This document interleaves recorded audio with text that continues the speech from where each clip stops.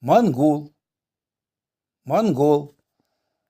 Так появилась исправленная версия сокровенного сказания. И совсем недавно.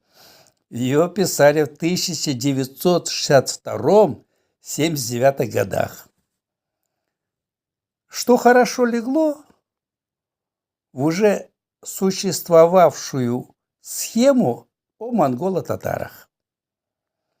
Была обыграна схожесть терминов «мунгал» и «монгол». В китайской же версии, как отмечают специалисты, везде речь идет только о татарах.